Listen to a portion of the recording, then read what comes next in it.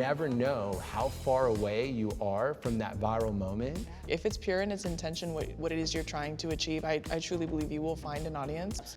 When most people think of success, they think of views or they think of revenue. And I was like, that is not what I define as success. Yeah, what I same. define as success is just being fulfilled internally and also making a positive difference and loving what I do.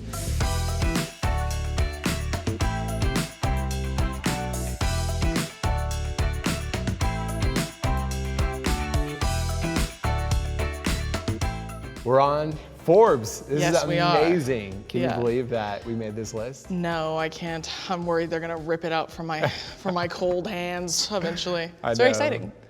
I've not told anyone because until the list has actually hit print, I don't want to jinx it. But I remember growing up, I can't remember the first time I heard that Forbes has a list, but it's always been, I think, the dream of any entrepreneur, any creator to make it to such a list. When you were starting your creator journey, did you ever imagine getting here? No, not even alone. I didn't even plan on being a creator. I don't know if you did. Did you ever plan on being a creator? I just planned on helping people. And so I guess I'll just quickly tell my journey. Yeah, please. So never in a million years did I imagine being here, that's for sure. Nor was that really the goal to build any sort of business. The goal from the beginning was just to help people that were going through some kind of tough time in their life. Tough times like I went through. So how it started was I just would sit on my living room couch. I had a camera set up and I would give life advice on things that I struggled with, like family issues, financial issues, mental health type challenges. And I posted it on my personal Facebook thinking that those videos would go viral. Never even broke 1,000 views or anything like that. And looking back, I guess I'm not surprised now because people don't want to hear life advice from some random guy on the internet that they don't know. And so I switched my strategy to actually writing scripts that taught universal lessons. And at that time, I had asked family members and people I found on Craigslist to be actors in the videos. Oh, nice. I think I had a 2-person crew.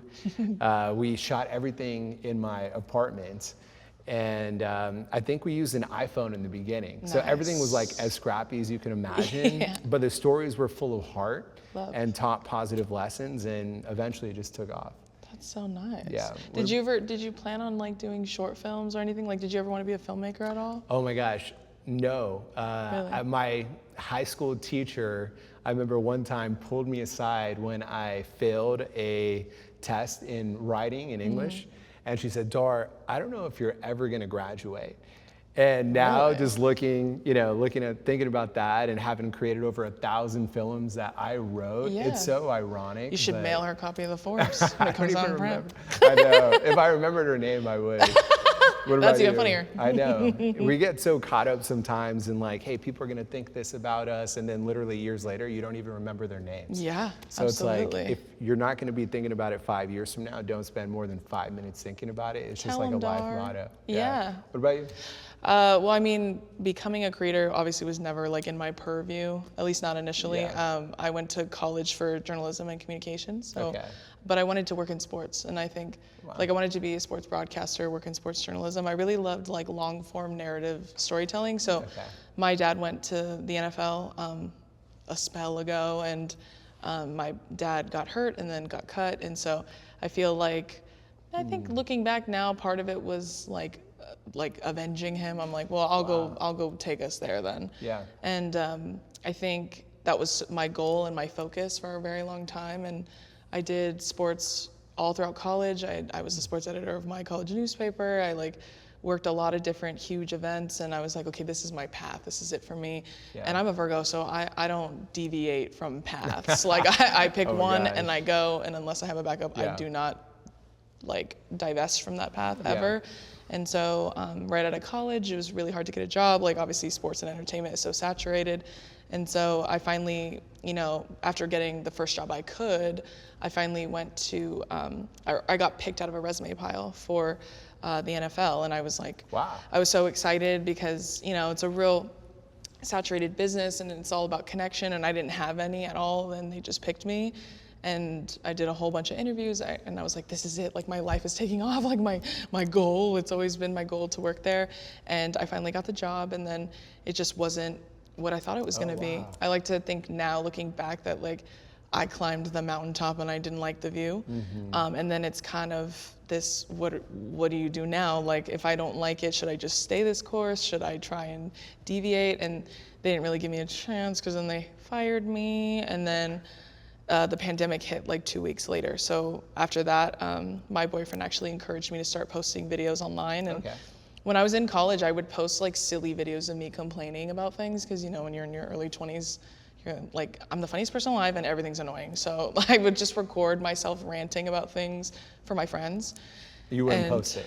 No, I would just like send them to my friends. Yeah, like just group chats, or I would just like do little stories with just my like 20 friends on there, and that was pretty much it. And TikTok, I felt like 1,000,000 years old on TikTok at the time. I was like, I looked up your age before we started recording. You're still in your 20s. I just turned 40, so. Oh, you look great though. Oh, it's the I would never have guessed 40. My first time wearing makeup today. Period. Period. You look great Shout out though. to the makeup artist. Yeah. And my wife, she styles me. And, exactly. She taught me skincare this year. Love. I've taught my boyfriend skincare too. Look at us. Behind every great man is a great woman. That's true. Love that. And my boyfriend encouraged me to post just to feel creative, because transparently, when I got fired, I felt very like lost, and I wasn't used to feeling that way. Yeah. And so I think leaning into TikTok, in TikTok years, I'm geriatric. They treat me like I'm in the old folks home on TikTok. Is that what the wheelchair is doing over here? Yeah, literally, I have a cane and everything. They're so rude to me. But that's kind of how I started making videos. And at first, I just started telling silly stories about like my own dating experiences, or I would chime in on things other people were talking about. And then I had one video just go like banoodles on TikTok about very specific red flags in men. It was a woman. She was like, oh, what are some weird like specific red flags? And that was the very first video I had that went super viral. And that's kind of, you know, that's how it blew up my platform initially, but it invited a whole bunch of people who thought I was funny and thought it was relatable, and then at the same time, it invited a whole bunch of men who really hated me. And I thought we were all being silly. I thought we were all joking, so I love to joke, I love to be silly, so I started making fun of them back, and that's kind of how it just blew up. Yeah, it just snowballed into me just absolutely swinging on any man that was awful to me, or anyone else. So oh my gosh, that's just kind of how it. I bet no man will ever want to treat you bad ever. You would think. Person. Yeah, you would think. Online anyway, they don't always see it that way. But yeah, I mean, I think too the idea that I would make content like that lends towards the assumption that I'm single, and I'm not, and I've been with the same man for a long time. It's going on 7 years now, so thank you. And your wife down too, so look at us, successful and in love, period. I know. We're approaching our 10 years soon, so I'm pretty excited about that. Yeah, look at you. I'm curious, like, how was when you first started making your content, like, how was it when you started really garnering a following? Like, when did you really start to feel like, oh man, I could probably do this? You know what's wild is that I almost gave up before anything took off. So your story, you weren't maybe as successful when you were, working your job and kind of felt unfulfilled. I had a little bit of a different life experience where I was actually experiencing financial success. I was running a business, it was doing well, but I still felt disconnected, like from my life purpose and my mission. Yeah, like not fulfilled. Yeah, and so I felt like my calling was just to try to help people. So during the day, I'd be running my business with my girlfriend at the time, who's now my wife, Laura. And at night, I would stay up all night trying to film content that would inspire people, but I wasn't getting any traction in the beginning. Interesting. And I was staying up all night. I wasn't spending much time with my girl. I was neglecting my health. I was working insane hours. And so I got to the point where I started saying like, hey, maybe I'm not meant to do this. Maybe I need to give up on creating content. And so, being the supportive partner that my girl is, she'd be like, no, keep going. But then eventually she saw how much it was wearing me down. Not getting enough sleep, working so hard, not getting results. Totally. So one day I'd tell her that, hey, I'm scheduling my last video to go live tomorrow morning, and that is gonna be the last video that I ever post.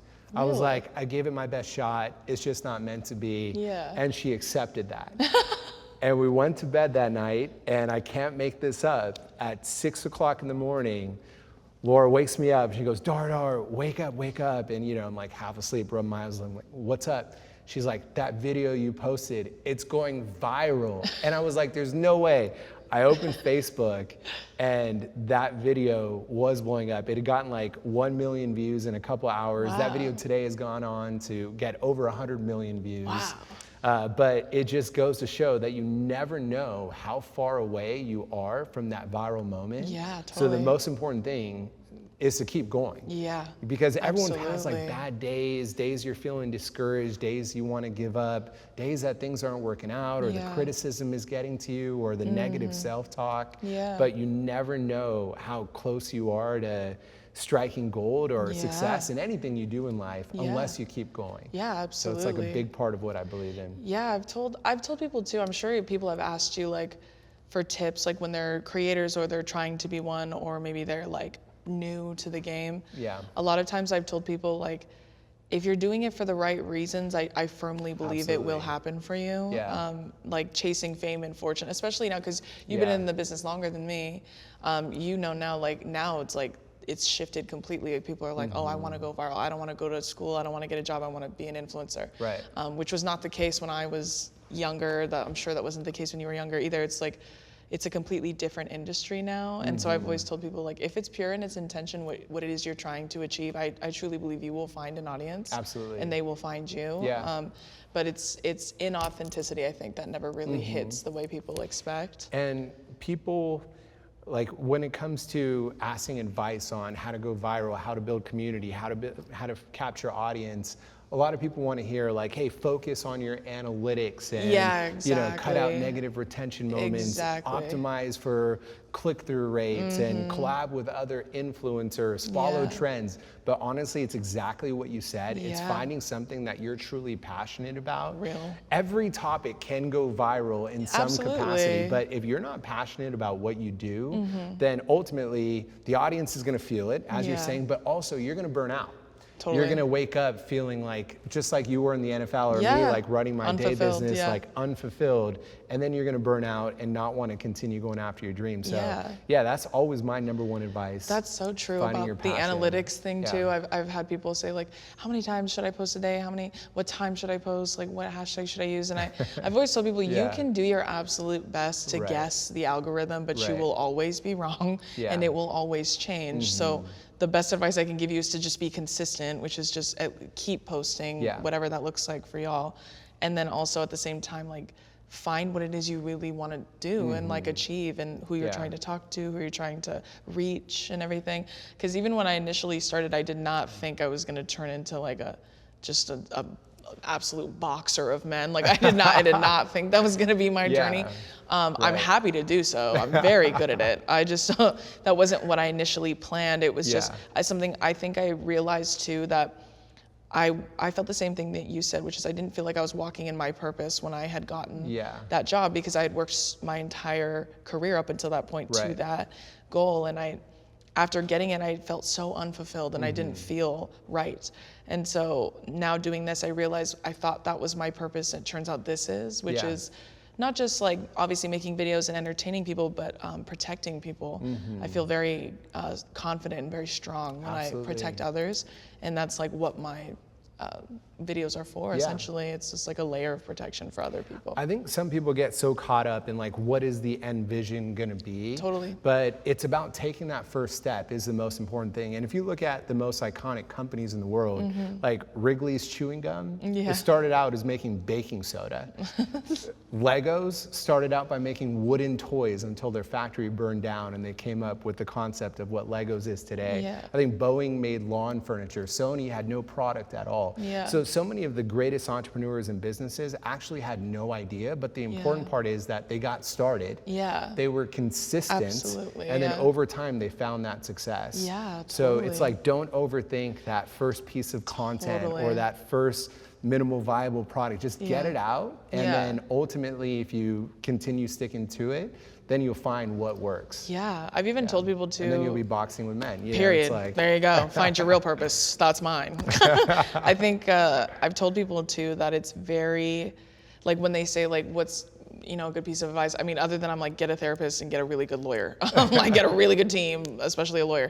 But I've told people too that make peace with not making money. Like you're not gonna make any money for, I don't even know how long, the first year. Like you have to really love it if you're not making any money off of it. And when I was initially making content, like when I really started growing a following and actually started getting reaches from agencies that wanted to sign me, I was like thinking, okay, like I think I could really do this. Like, so I told my parents, because I was living off savings because I was unemployed at the time.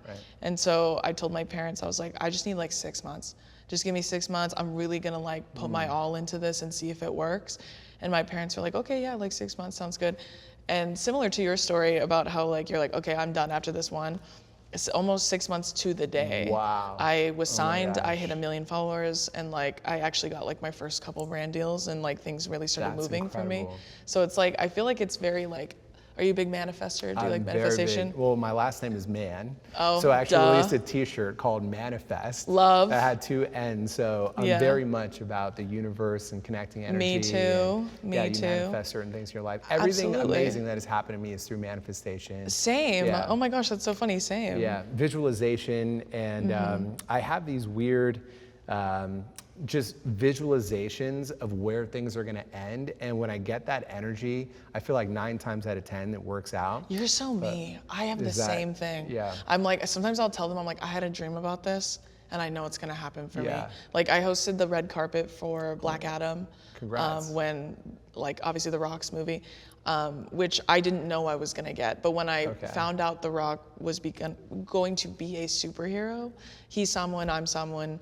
So I thought to myself like, okay, I even told my hair and makeup artist, who's also my cousin, I was telling him, I think I'm gonna go to the premiere of that movie. Like, I didn't even know when it was. I didn't know when it came out. I was just like, I wanna go, and when I do go, I wanna wear something cultural because he's someone and I'm someone, and I think that would be great. And that was in like February of 2022, and then in October was the premiere, and they asked me to host, and then I got to meet him, and we got to talk, and I had an outfit made that was like traditional and cultural, and I got to wear it. Did he recognize that? Yeah, and I talked to him in Samoan for a little bit, and then my pictures went super viral because it was Samoan cultural wear, and I took my boyfriend, and he was in cultural wear too. And so I had no way of knowing if that was gonna happen. I just like, I cooked it up here. Wow. I manifested her. So you're just like me. Did you manifest this list? I honestly no. I wish I did. Oh, okay. Maybe I did. I don't know. Maybe indirectly I did. I'm not sure. Yeah. Did you? Well, what's funny is, so I just turned 40 a couple months ago, and part of the whole, so my wife again throws like, she does amazing parties. She's so creative. Everything that's like fun, visually appealing, you know, she's in charge of. And as one of the props, she set up a cover of a Forbes magazine. Really? And she had it where it was like a glass case, so guests could come and they could stand in front of the Forbes sign and make it seem like, you know, you're on Forbes. And I was like, babe, I don't feel right like taking a picture because I've never been on Forbes, you know? I'm not a part of any list or anything. And then literally 2 months later, I found out. Wow, I got the look call. at you. So yeah, it's so crazy how things happen. But you know, going back to what you said earlier that I really resonate with about not doing things for the money. When I started creating content, I had no idea that you could even make money off of having viral videos. Or like, I knew that creators obviously generated income, but I just didn't really fully understand how. So when I started getting some traction on Facebook and having some viral videos, that's when I got a little alert that said, hey, you're eligible for Facebook's monetization program. I was like, oh, I should probably turn this on because otherwise they're not gonna push out my videos as much, but I had no expectations. My first month, I think I made like $168 or something. Is that so exciting? Yeah, I didn't even look at it, to be honest. In my mind, I was like, hey, I'm just shooting on my couch. So, you know, like I'm doing this just because of the passion and the purpose. Absolutely. And then my second month, I think it made like $2,000 or $3,000. And then the third month is when it broke $10,000. Wow. And I was like, wow, there's actually an ability to take this beyond my living room couch. And that's what opened my eyes as to like all the different opportunities. But when people ask my advice, even like what's my number one advice on business, I always say, choose the mission over the money and always let purpose lead over profits. And as long as your heart's in the right place, I think just going back to what we were talking about earlier, the audience starts to feel that and your content will succeed. Yeah, absolutely. Did you have a moment where you're like, okay, this is something bigger? I mean, having a management team, having an agent, having your cousin as your hairstylist and makeup artist. I love that story, by the way. What was that moment where you're like, oh wow, this thing can actually become really big? Oh man, I think it was when I initially got signed. Like my agent now, shout out Alex, was the very first person, or she was actually the second person to reach out to me.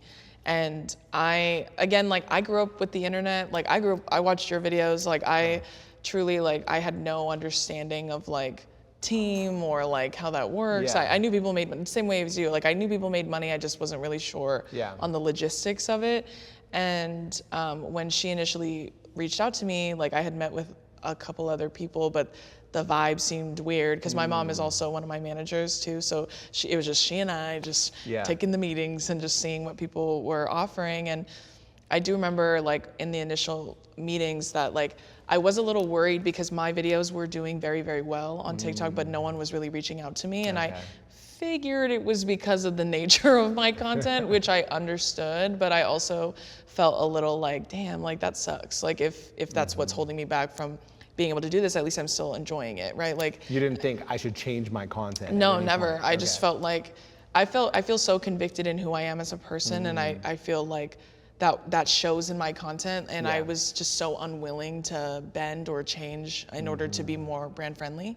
And so I was like, well, I mean, if I never get signed, then at least I'm having a good time and it'll be fun. And I remember telling my boyfriend once, I don't know, I'm a little worried, what if this doesn't, what if people don't want to work with me because I'm so controversial and all of that. And my boyfriend was like, well, would you want to work with brands that thought what you did is controversial? Because what you're doing is not controversial. And I was like, no, you're being smarter than me. Okay, sorry about that. Is that the first time he was smarter than you? No, I mean, if you ask me, that's the first and only time. But yeah, after that, Alex reached out to me not too long after that, and she was adamant on insisting that she didn't want to change me. She's like, I don't want to change anything about you. I think you're perfect the way you are. I just want to put you in the right rooms with the right people. And she actually had to really fight for me. She had to fight to sign me because there were many agencies, I'm sure, saw my numbers, but were afraid to sign me. And I like to say now that I just got too big to ignore.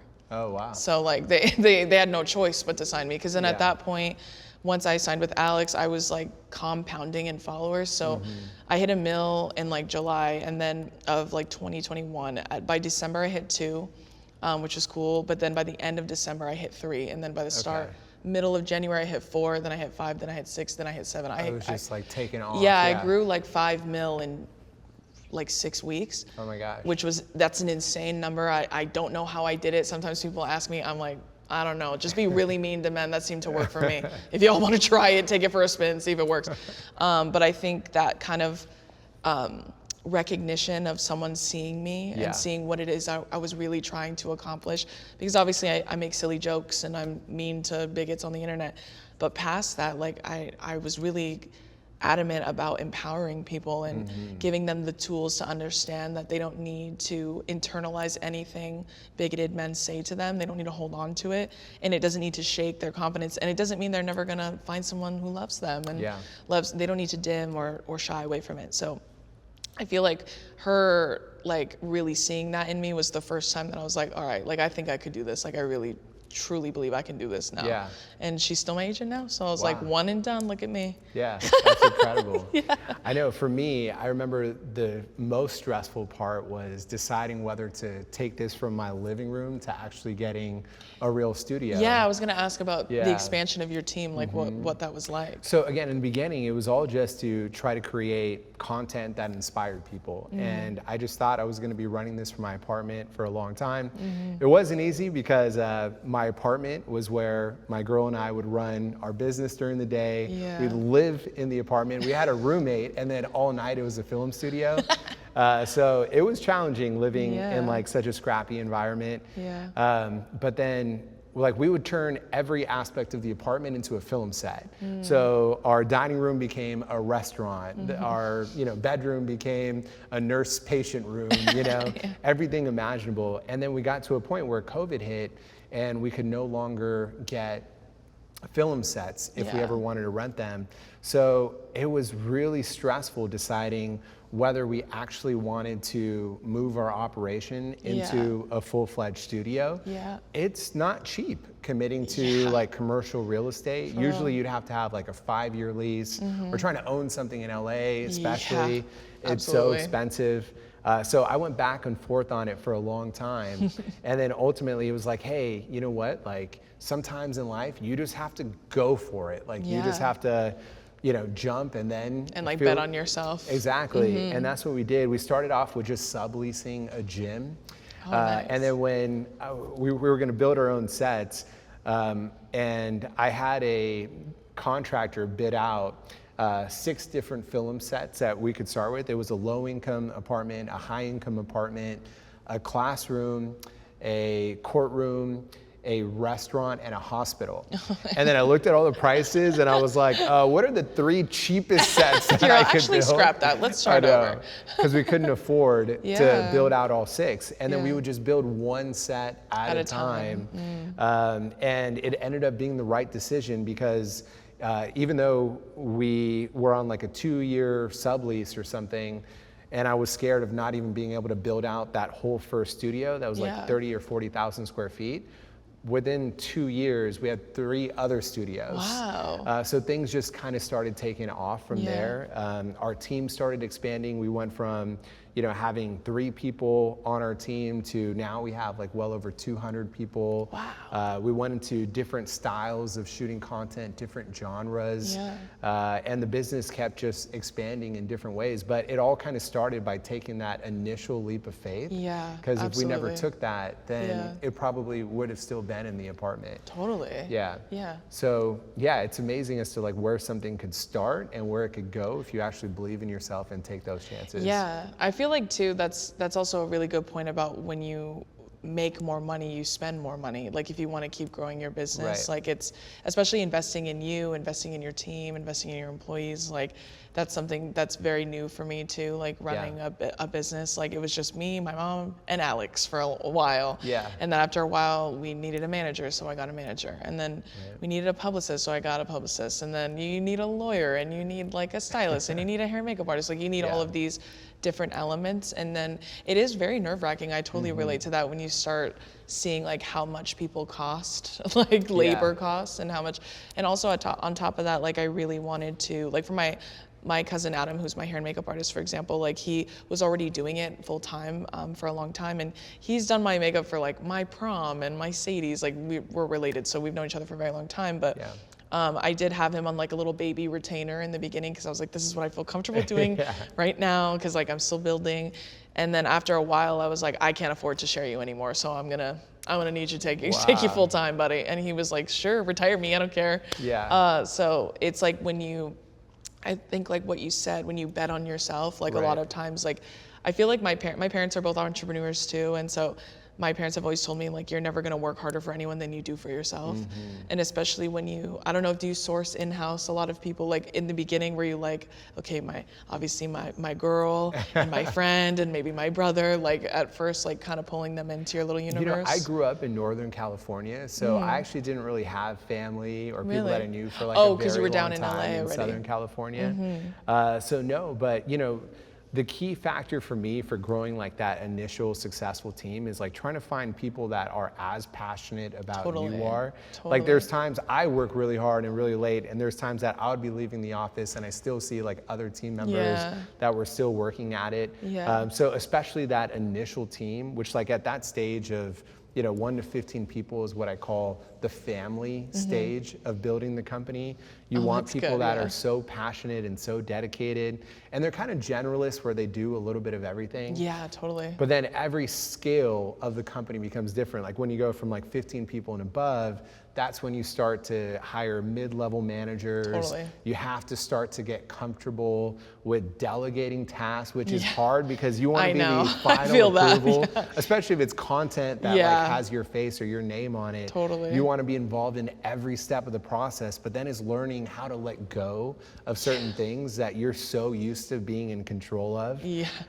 And then from there, when it gets to like 50 to let's say 200 people or so, that's what I call a city. Yeah. And at that stage, it's like, man, you have so many team members where you're trying to keep up with like all the new hires. Now you have senior level management. You're starting to have directors and executives. And it's hard that you have to keep your pulse on every aspect of the business because things can very quickly, get unorganized or start to slip up. So every stage of building a company has its own exciting aspects.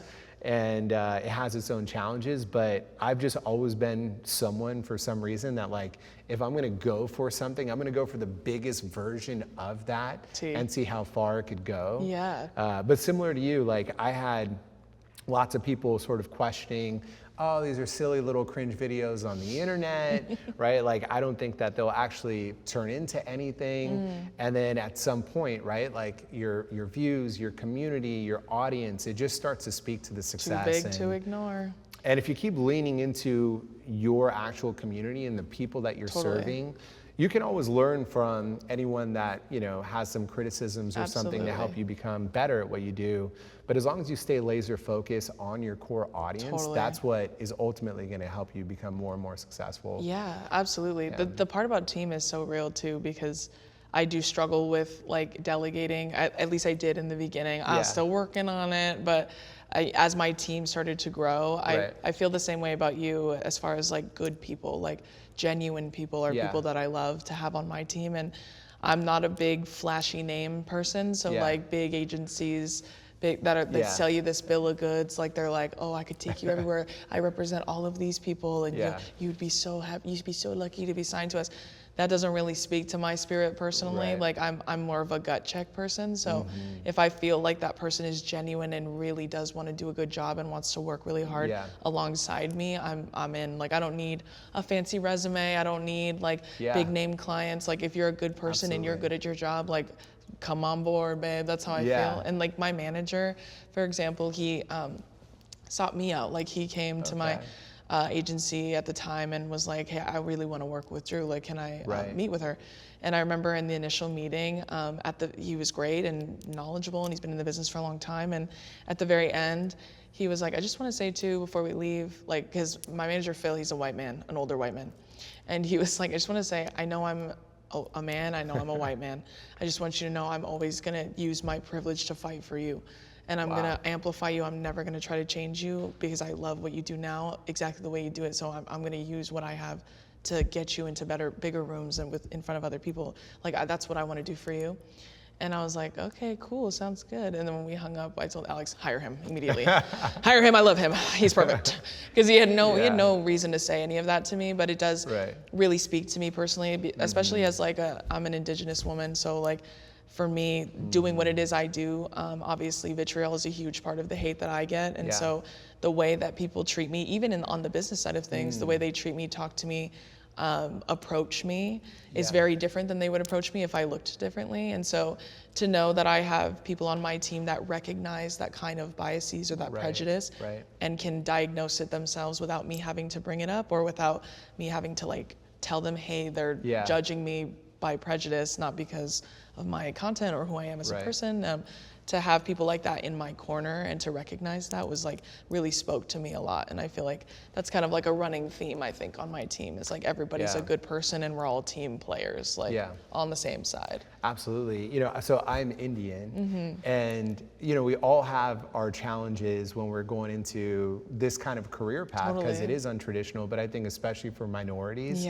So my parents wanted me to be a doctor or a lawyer, engineer, because I didn't get into Stanford, they were like heartbroken that I didn't fulfill like their dreams of me. And so when I was becoming a creator, I had to deal with different types of challenges because then there's a cultural aspects of there's not a lot of Indians Absolutely. that are creators. Yeah. Then there was also the age aspect for me, because I was in my mid 30s and everybody would talk to me about, hey, you're too old for being a creator. Like everyone who wants to be a YouTuber is like in their early 20s. Yeah. And then I wasn't on camera. Yeah. So like I had all these unique challenges as to why people thought that it wouldn't work. But what's interesting now is because I am a minority and the background that I come from, naturally I built a team of people that are like me. I mean, my wife is Hispanic, and then, you know, like all of our senior management comes, it's the most diverse group of people that you could possibly imagine. And then even with our actors, it's every, you know, background and culture possible. And so now when we're meeting with film studios or like agencies, they'll be like, wow, you guys do such a good job with diversity. Like, how do you do that? And I'm like, we just hired people that look like us. Or the kind of people that we grew up with. So it was such a normal thing that was instinctively. But yeah, there's challenges that come with it, but then there's unique opportunities when you're different. Yeah, it sets you apart, right? Exactly. And it's like if people were to give more opportunity or chance to people who looked like us, people who were different than what they're used to seeing online, especially, then who knows what you could discover. I was curious about that as far as like representation, because you do such great representation in your films. Right. So like, was that intentional or was it just something? Totally. It's just something you were. It just happened. A vibe. Which but I again love that. is just when something's organic, it's the best way to go. But we never had to force that. There was actually a time where I would track to make sure that we were representing each culture appropriately. When we do tell stories for people of different cultures, I make sure that we involve a creative team where someone comes from that culture. Because if you don't speak authentically to the community that you're trying to serve, it can really do that community a disjustice and then also not represent their values the right way. So representation is just a super part of what we do. And it's been that way since day one. So was there a point where, as you're starting, because I know you've got a book coming out now, you're starting a tour, at what point were you like, hey, this is beyond TikTok, and you know, what was that evolution like for you? I think when I first like really had the platform and I started building my team slowly, I thought to myself, you know, and you probably know this too because you've been in the game for so long, like it is fickle and it is evolving. It's like the nature of social media changes and it grows, and sometimes apps die, and like it's like mine is a perfect example. It just died off. And so you know, I think immediately I was like, I need to start solidifying myself in other more traditional forms of media. And so, you know, initially the comment section was one of them, like my podcast. And it's, you know, the inception of the comment section was, it was a very collaborative idea between myself and my production team. That's still my production team to this day. And Spotify like bought my show, I think midway through season 2. Thank you. So it's Spotify exclusive now, but at the time it was like an opportunity for me to kind of expand a little bit more and kind of show that I can be funny for an hour. Like it's not always like 1 to 2 minute videos. Like I had a lot of thoughts. Obviously I'm a yapper for a living. So I was like, I can talk about all kinds of stuff for days. And I also, you know, the comment section is guest driven. So a huge piece of my like desire for the show was to have it be intersectional immediately. Like I really wanted to platform creators and other people just in the business in general of all different backgrounds and all different ethnicities, all different gender identities, sexualities, and to make sure that if you couldn't see yourself on TV, then you could see yourself on my show. And so that's always been at the forefront of my show. And I think that's a big reason why people loved it so much. It was like, obviously you see your faves and they get to come and giggle with me for an hour, but past that, they get to see other people, other creators, find people maybe they've never heard of, or people from different backgrounds that they've never like interacted with before. And being Samoan, like a lot of times, like I am people's first like exposure to Samoan people. And so I wanted to be able to use my show in the same kind of vein. And so I think like that was the first kind of step I took to solidifying myself outside of social media. And then I also, you know, I have a podcast with my sister called Two Idiot Girls, which is like a completely different vibe. Believe it or not, I can't yap enough for 2 podcasts. Can you believe that? They come out once a week. Both of them do. And so that's a completely different energy and vibe, but it built in a completely different audience. And like that one that's so beautiful and amazing too. And so the book was actually brought to me by my manager, Phil, and also my mom. Like they were like, I think you should write a book. And at first I was a little adverse to the idea because I'm 28, gonna be 29 this year. So I was like, I haven't lived long enough to write a memoir, and I'm an influencer, and I don't wanna write like an influencer cash grabby kind of book. And I was like really like, nah, I don't really think I want to do that. But my manager and my mom were like gently pushing me. They're like, just let me set up some meetings. Like maybe we set up some meetings, we just go, just feel it out. Like let's just see. Your mom's like your big cheerleader. Yeah. My mom has always wanted me to write a book. Like my mom's a big like literature person like me, big reader. So and she's always wanted me to write a book. My mom still tells me to this day, like my book is her favorite thing I've ever done. Because she has always dreamed that for me, so that's really wonderful. But yeah, I had some meetings, and in talking in the meetings, I figured out what exactly I wanted to write about. And I think I was like really into self-help books at the time, and I was like, maybe I'll make it more like a self-help, like maybe more anecdotal, so it's not necessarily a memoir, but it's also helpful in some way. And so now like Questlove is publishing my book, so he bought my book a couple years ago, and he's been wonderful to work with, and that's been like truly just unbelievable. Now it feels real. The book feels real now. I worked on it for so long, it felt like, well, I'll figure that out later. I'll deal with that when she comes, but now she's here, so it's very exciting, And you've got your tour coming up. But the tour too is also like, it's a comedy tour. I'm doing it with my sister, our podcast on the road, promoting the book, and it was amazing. And it's also kind of helping put me in the stand-up realm, because I have been workshopping doing stand-up a little bit, little baby 5s here and there. So hopefully that all works out. But I think that was like, my immediate goal was to start solidifying myself, because I don't want to get caught, if things like all disappear, I'll still be okay regardless. But I'm sure you can agree with me on this. Like if it were to all disappear tomorrow, like I'd still be happy. I was so happy before this happened to me. I was loved and fulfilled before this, not in my career necessarily, but as far as like in my life. And I feel like maybe you're the same way. Like that's why it's pure in its intention, right? Yeah, I've been asked, quite a bit from people that are like, how do I become as successful as you, right? And I'm like, well, when most people think of success, they think of views or they think of revenue. And I was like, that is not what I define as success. What I define as success is just being fulfilled internally and also making a positive difference and loving what I do. So for others to be successful, you have to figure out what that dream is that keeps you up at night. And then just to continue to chase it, as long as you can through all the ups and downs and through all the hardships. Because I know a lot of people that are very, very rich, sitting in their Rolls Royce or mansion, that are not happy. And I know people that hardly have anything that are very happy and they're fulfilled and chasing their purpose. But I love how when you talk about, all the great things that come from your career, part of it is helping to elevate your family and friends, it sounds like. And then also, your culture in inspiring people that, get to see your side authentically. For me, I would definitely say that's the best part of being able to have this platform.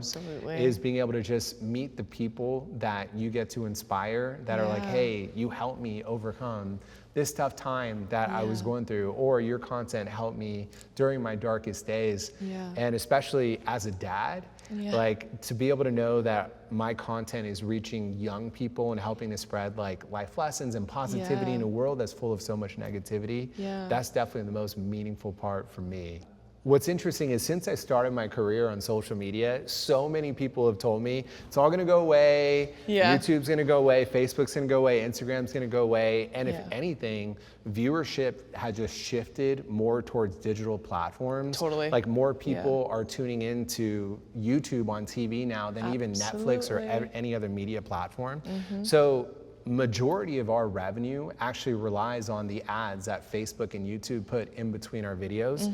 Fortunately, we're able to create content that gets enough scale and enough views that it is successful enough to sustain multiple studios, a 200+ person team. Yeah. But I would say these platforms are the future. While it's great to diversify and find other ways of building audience and other revenue sources, you should also, I guess, not live with that fear of, hey, this platform is going to go away, because these businesses are just getting bigger. Yeah. Attention is the new currency. And I think as long as you have audiences like we have, brands are always going to want to tap into that. Totally. People are always going to always want to tap in and view. Yeah.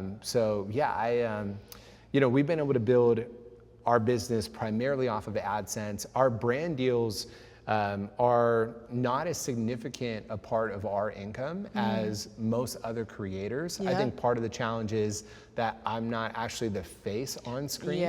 So even though brands like have no problem spending so much money, let's say on TV spots, right? Or like in pre-roll for YouTube through AdSense, for whatever reason, when it comes to influencer advertising, they want an actual influencer with a someone to attach it to. Yeah, so it's been a little bit of an educational process, which has been interesting.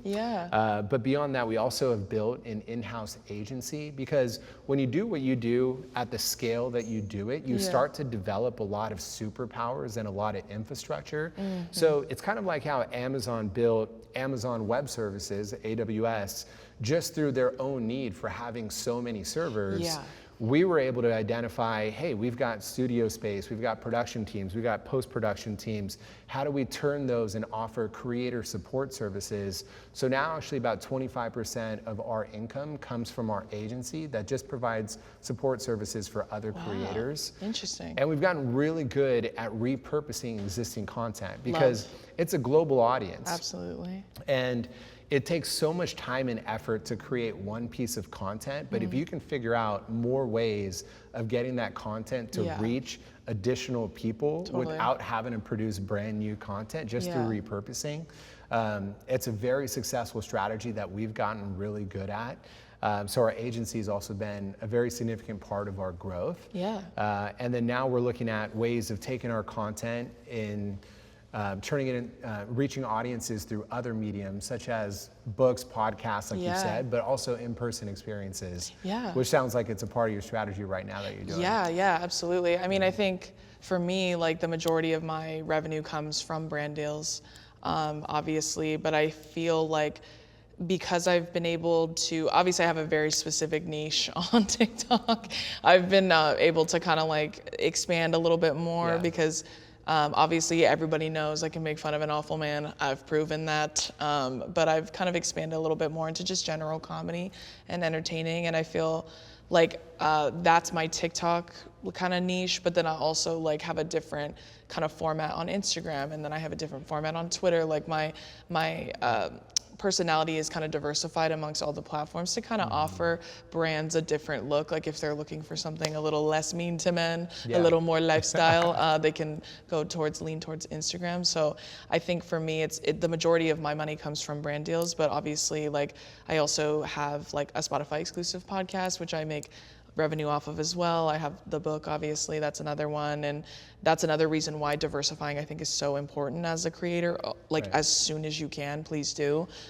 Because it's another way to just generate more revenue. And then also on top of that now, like as your team gets bigger, right, you want to be able to compensate everybody fairly, take care of everybody, right, make sure everyone's taken care of. So getting to like make money in many different pots makes me feel better, because now I have like a whole staff of people that I'm, employing and taking care of. And so I think it's been very consistent for me on that. Plus on top of that, when you go into different branches, like for example, the podcast, like that also has ads, right? That also has ad revenue. Right. And that also generates income for myself as well. And whenever the show's doing really well, we tend to like branch out into other forms. So like, for example, the Spotify, obviously it's Spotify exclusive, but now it's doing so well that we've gone back onto YouTube. So we're doing kind of like, we call it like replay Fridays. So we take old episodes that, like you said, repurposing content. Right. Because it does so well, we put it on YouTube, there's AdSense, there's more money. So it's like something that I think having a really good team, right, a really supportive team that's like constantly thinking about different ways to keep the boat afloat, you know what I mean? Because like you said, like once it gets bigger, like you spend more money, you make way more money, but you spend way more money too. So you have to be able to like constantly, I feel like, stay ahead, like stay just like 2 or 3 steps ahead at all times. You know, one win that we've experienced, so we A/B test all of our content through YouTube, through Facebook, but through Facebook, we'll try putting scenes in different orders, just content in different order, and then A/B test compared to the original version, and we're seeing up to 50% plus wins on performance if we just spend a little bit more time in post-production. Another interesting win is we'll look at content that we're posting, and let's say that 70% of your audience didn't get past the 3-minute mark. That means so many people have not seen beyond 3 minutes of that video. So how do you actually cut that portion of the video, turn that into brand new content? Yeah, repurpose it. Repurpose it and have it be successful. And then obviously internationalizing content to have it available in different languages has been a pretty big win for us. I think like also to your point about like how you said like brands are a little like they get a little hesitant if they don't have a face, like a name and a face to attach it to. Obviously they have a name and a face on mine specifically because it's me being mean to men on the internet, but like for me, like when it comes to deciding between brands, like what's a good brand to work with and what's not, I think more than anything, I'm sure you agree with this, it's a gut check for me, like it's a moral alignment more than anything. But also, you know, if I'm advertising something like clothing, for example, I want to make sure it's size inclusive, right? And it's available for everybody. And like I have a very diverse audience. That's something I'm really proud of, is that a lot of my fans don't look alike. Like a lot of them don't come from similar backgrounds. They don't come from similar ethnicities, gender identities, sexualities. So they are various different sizes and heights. And I want to be able to make sure that if they want to partake in this brand that I'm telling them I love personally, I want to make sure that they are able to do so. It's like the same thing with anything beauty related, right? Make sure it's inclusive in general and shade range and you know, access and price, even pricing sometimes it comes down to that for me as well. And I'm sure you know too, it's like if you're not aligned morally, it's not really worth the money. Because that's how I feel too. I'm sure you've gotten like big offers from people I have where they're like, oh, I'll give you this much money if you make these, and I don't like their brand or their stuff, and I'm like, nah, I'm good. I'm okay. What is like the end goal here? Do you have, like if there was an ability for you to get acquired, let's say, would that be something that is of interest to you? I think so. I mean, I guess it just depends. I mean, for my end goal, I think I have like so many different goals I would like to achieve with like the platform I have now. Like I would love a talk show of some kind, like if anyone wants to give me one, let me know. Or just acting in general in movies and TV shows. I've done a couple baby auditions, haven't heard back. Sounds like a sign. Dhar Mann Studios is casting. Okay, well, don't take it back, Dhar. I will take you up on that offer. So we actually have not done an authentic Samoan story. Okay, T. So I would love to do something like that. Sounds like I got a role immediately.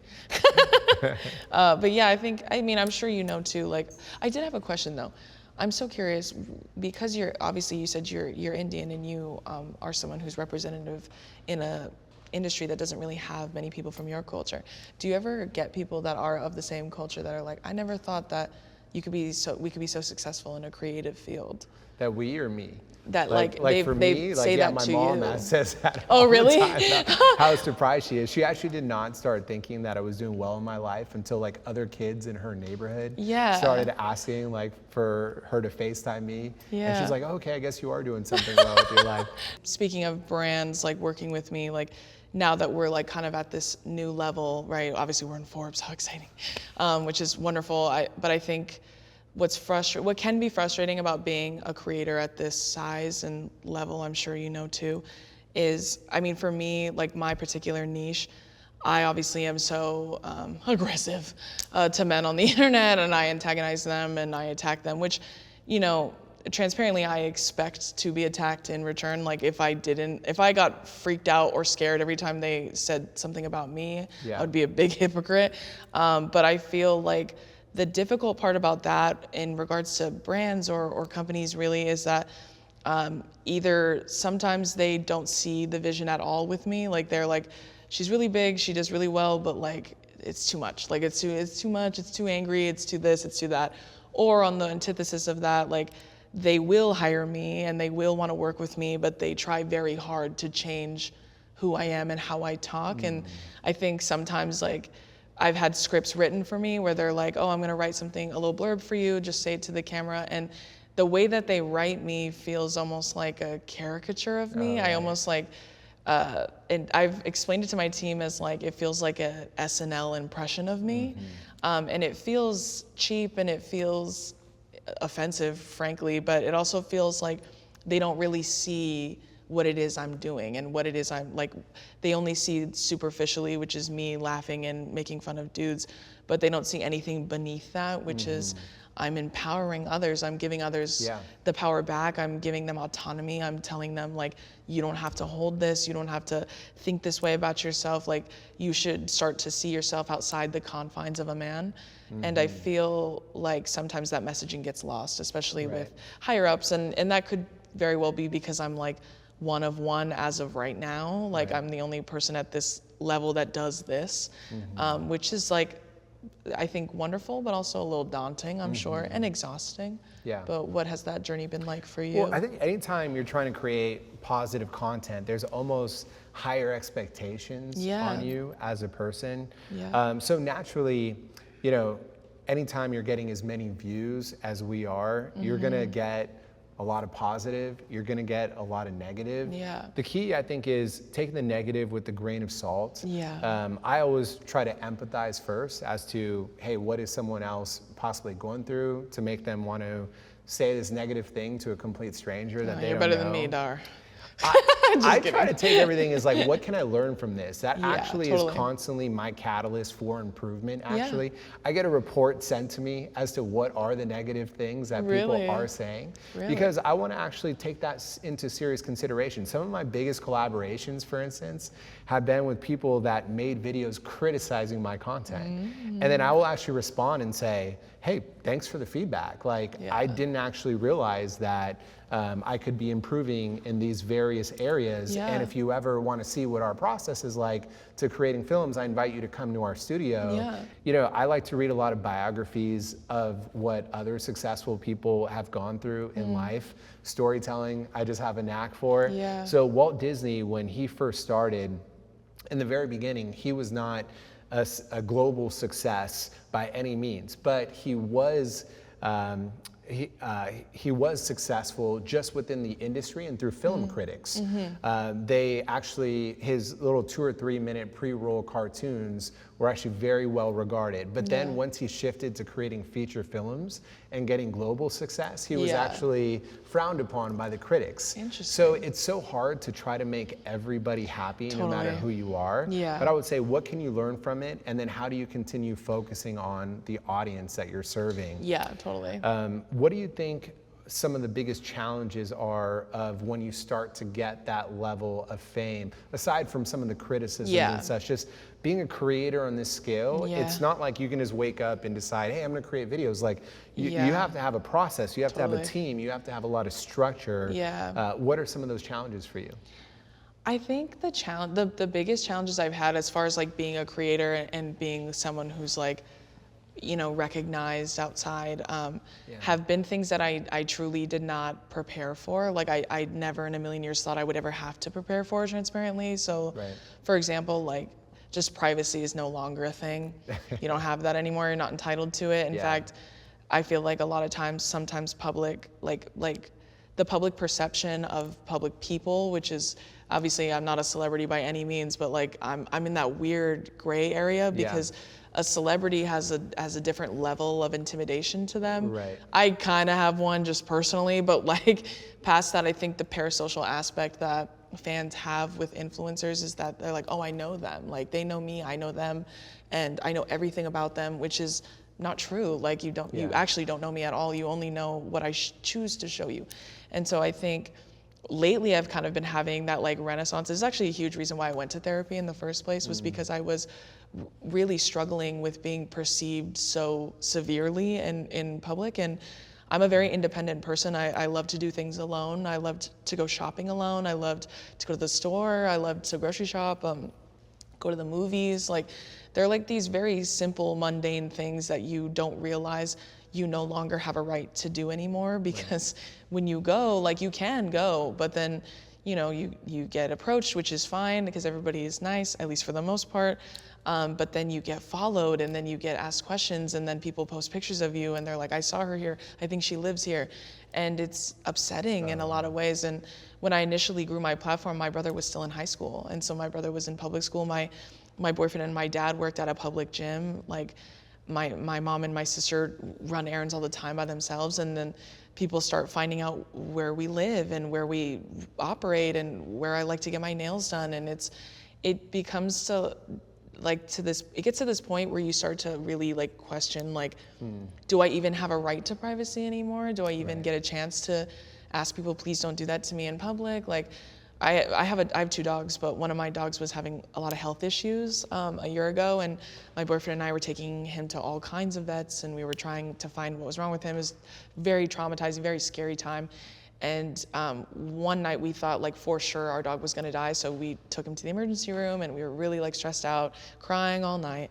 And then a vet tech, like, she came up to me and was like, I'm, like, a really big fan, can I have a picture?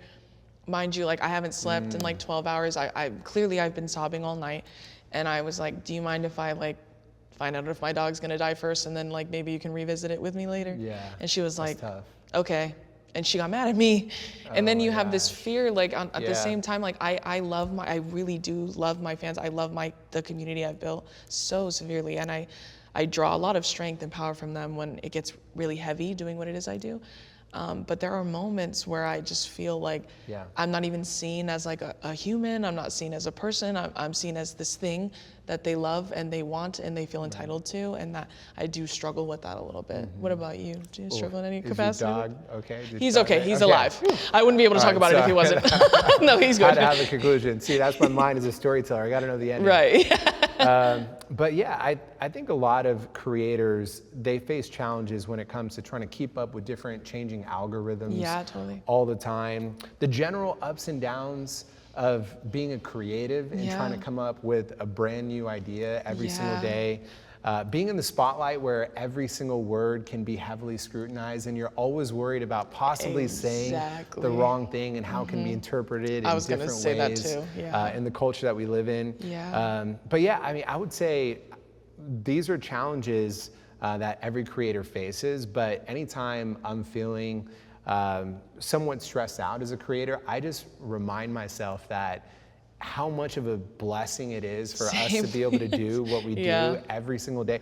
Every job is tough, every career is tough, you know, but for us to be able to create content, work with amazing people, and then also, you know, to create content that is inspiring people, to making a positive difference in the world that we're passionate about.